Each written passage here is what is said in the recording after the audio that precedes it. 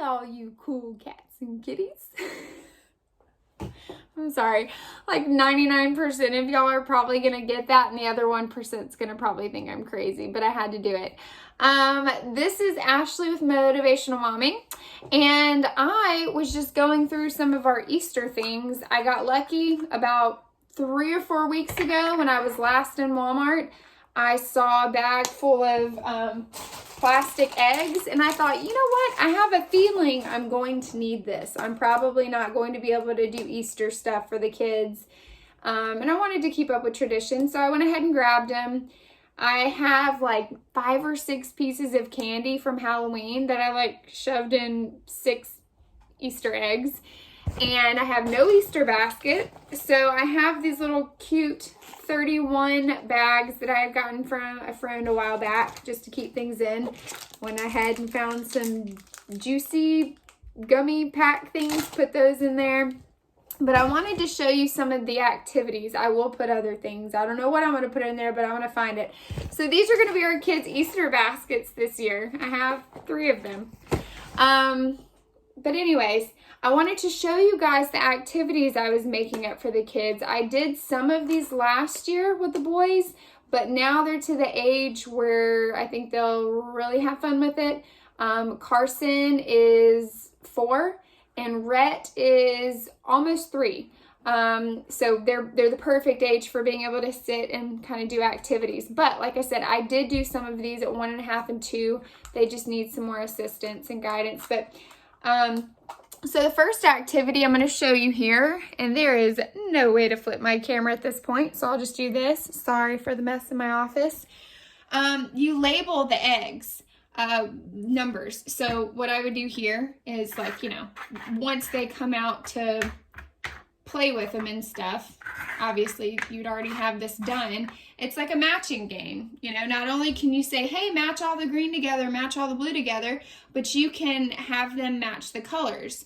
So, you know, obviously 4 and 8 don't go together, but oh my goodness, 8 and 8. There you go. Fun. 4 and 4. Perfect. All right.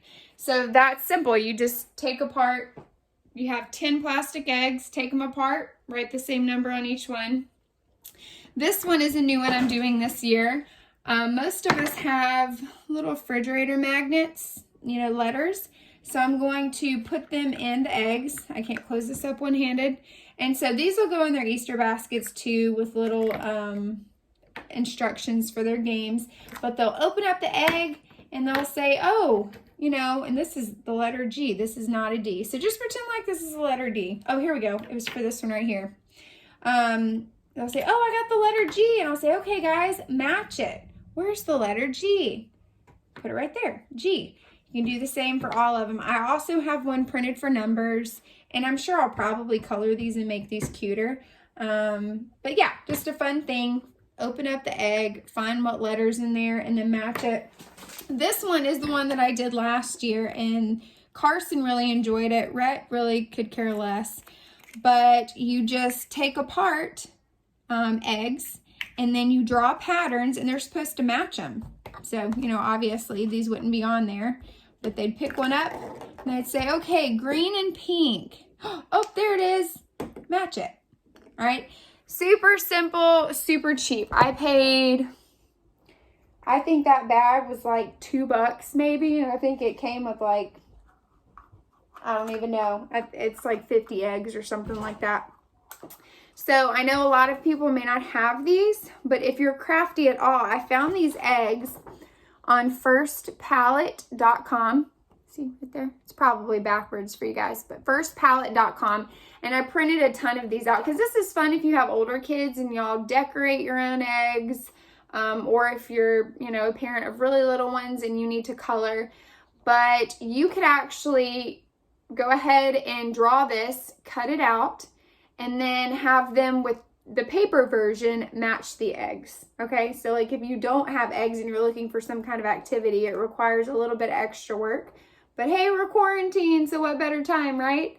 I'm doing this right now while my kids are napping. Carson keeps trying so hard to get through this door, and I don't want him to see that I'm doing this because, you know, I'm helping out the Easter Bunny, right? I don't want him to know what's going on in here. It's supposed to be a surprise. But anyways, I know that everybody wants to keep tradition alive. I mean, obviously, Easter is about our Lord being risen from the grave. And that's obviously what our main focus should be, right? But if you're wanting to continue a tradition and try to do some kind of Easter basket or some kind of activity, I know a lot of people probably don't have Easter egg stuff to dye eggs with, right? So you're like, well, that's what I usually do. What else can I do? I want to encourage you to, if you have a printer, do something like this. At least print something out and color with your kids, or just have them figure out some kind of matching game, right? Because they're going to remember the memory stuff. I promise you, the candy and stuff in an Easter basket, they'll say, oh, that was great. Remember I got this cool Easter basket, but they're going to remember games and activities that you did with them. So I hope that you guys are hanging in there and enjoying your family time. That's like really what we have to hold on to right now. Because I know a lot of people are going nutso, right? But just remember, try to get outside in your yard or go for a little walk close to home. Don't get too close to people. And just have a blessed week and an incredible Easter. We just need to remember, what Easter is really about. So y'all have a wonderful rest of your day, and we'll see you soon.